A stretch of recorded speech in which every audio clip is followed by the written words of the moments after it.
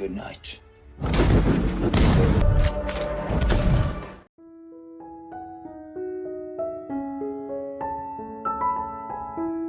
The story begins in a city under military control, gripped by a dreadful disaster, a deadly virus that compels most residents to flee to another city. However, their escape attempts are thwarted by the soldiers, who enforce strict orders for everyone to remain within the city's boundaries. Those who resist the military's decree face being sent to isolation camps. In the following scene, we meet Commander Stone, who is subjecting the wife of one of his rebellious soldiers to torture. This soldier is named John. Stone learns that John has been aiding people in escaping from the isolation camps. In a cruel twist, Stone threatens to execute John's wife, Susan, if John doesn't reveal the whereabouts of the escaped residents. Even though John steadfastly refuses to cooperate, Stone cold-heartedly decides to kill Susan right before John's eyes. 3 years have passed, but John is still unable to forget his beloved wife, haunted by her memory. In his hidden sanctuary, John secretly hones his self-defense skills, nursing a burning desire for vengeance. It's revealed that in the past, John served in the Special Forces under Stone's command. This elite unit was responsible for a massacre of hundreds of residents, all suspected of harboring a dangerous virus. However, it turns out that this virus was merely a fabricated pretext created by Stone for his personal gain. The innocent citizens became victims of his insatiable greed. John, who still possesses a conscience, deeply condemns the heinous actions of his superiors. As a result, he's branded a traitor. Remarkably, John was found to be immune to the virus that plagued the city, and the medical team sought to create a vaccine using his blood. However, John vehemently opposed this and fought back, ultimately managing to escape from the camp.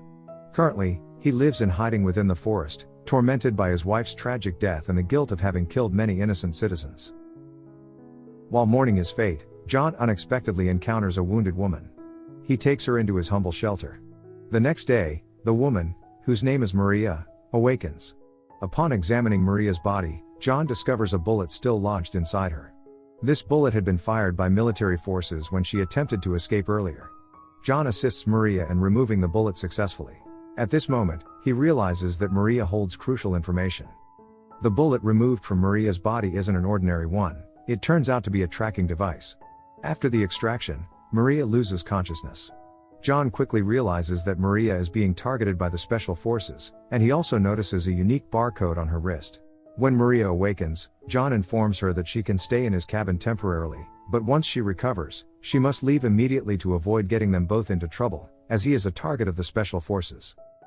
2 days later, members of the Special Forces arrive at John's hut, inquiring about Maria's whereabouts, as their GPS tracking led them there. John dismisses their inquiries and refuses to let them search his hut. In the end, he incapacitates them, while Maria takes down one of them herself. Maria starts to realize that John is not an ordinary person, but he remains guarded about revealing his true identity to her. News of the Special Forces members' deaths reaches their superiors, Roy and Lucy, who plan to report it to their commander, who happens to be none other than Stone, the person responsible for killing John's wife at the beginning of the film. Meanwhile, John is busy constructing a fortress in his hideout, anticipating further retaliation from other Special Forces members. In the evening, Maria opens up to John and explains why the Special Forces are pursuing her. Like John, Maria's DNA is immune to the virus, and the military wants to use her for their own purposes. She's reluctant to provide her DNA because she knows the military will exploit the vaccine for personal gain, neglecting the infected citizens. Fate brought her to John, who shares her condition but had to endure the loss of his beloved wife. Maria reveals that she was once a thief and had been imprisoned. However, the virus outbreak killed most prisoners and guards, sparing her due to her immunity. The following day, John begins teaching Maria how to use weapons for self-defense, emphasizing his training to avoid killing, believing that no one is truly innocent. Soon after, 3 Special Forces members enter the forest, and John realizes their approach. He deliberately enters the hut to lure them in, and when they draw near, John swiftly neutralizes them. Good night. Unfortunately, Maria is captured by one of them, who then orders John to exit the hut. John eliminates the captor from inside the hut and then steps out, only to find out that the 3 other members have yet to return. As a result, the superiors decide to send more reinforcements to capture Maria. Unaware that the one protecting Maria is John, a former member of their Special Forces known for his exceptional combat skills, the Special Forces continue their pursuit. John and Maria prepare for the arrival of the next troop. John retrieves a weapon he hasn't used in a long time and instructs Maria to fetch water from a nearby lake.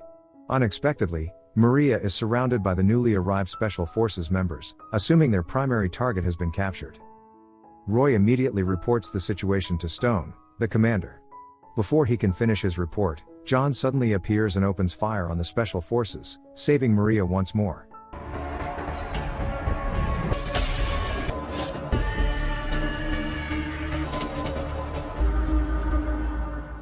Unfortunately, Roy survives and quickly relays the events to Stone, requesting reinforcements. Commander Stone orders his men not to kill Maria but to capture her alive. Reinforcements finally arrive.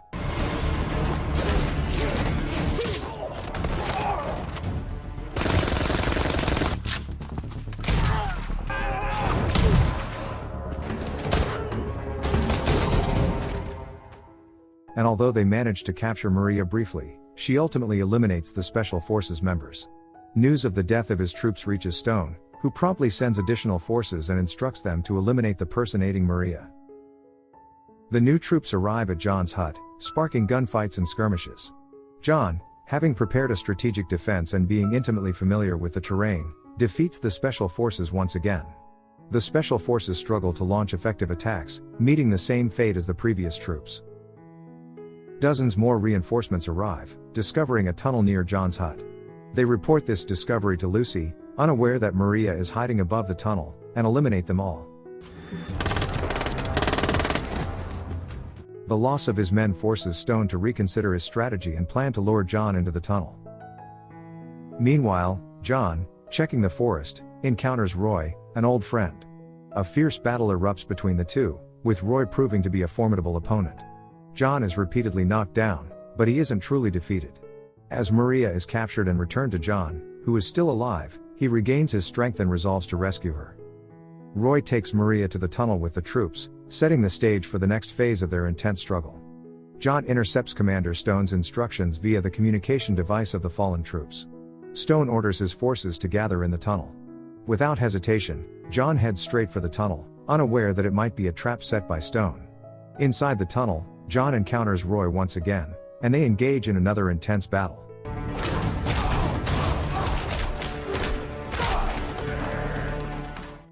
Meanwhile, Stone and his troops are waiting for Roy at the tunnel's end. Despite Roy's formidable fighting skills, John manages to overpower and defeat him. After dispatching Roy, John quickly grabs Maria and attempts to exit the tunnel. However, they discover that the troops have blocked both entrances, leaving them no choice but to confront the enemy once more. A fierce shootout ensues, with John and Maria ultimately emerging victorious. Their success is short-lived, as additional troops arrive. In a desperate move, John deploys smoke grenades to obstruct the troops' vision, using the cover to escape. Although John is hit by a shot from Lucy, he miraculously survives and instructs Maria to hide in a nearby room until it's safe. He plans to lure the enemy troops away from the tunnel. Unfortunately, Stone and his forces are already lying in wait for John at the tunnel's exit. With no other options, John surrenders. He finally faces his wife's killer, and Stone begins to comprehend why Maria has been so challenging to capture, realizing that John has been aiding her. Stone demands to know Maria's whereabouts, but John remains defiant, even under torture.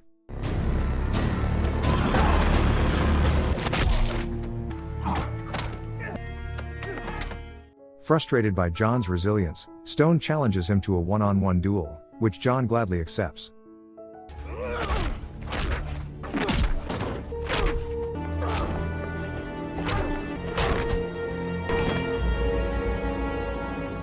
In the end, John defeats Stone in front of his men. Stone orders his troops to give him a weapon, but they refuse to comply, fed up with their ruthless commander. In a tragic twist of fate, Stone is accidentally shot with the gun he seized.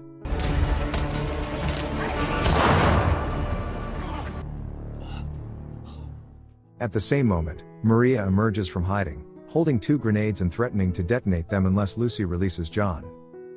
Lucy concedes to Maria's demands, and finally, Maria is taken to headquarters, while John is left in the forest. It is revealed that John had previously given his blood sample to Maria, allowing them to create a vaccine. This vaccine offers hope to the city's residents, and they can now live in peace, free from the virus's threat.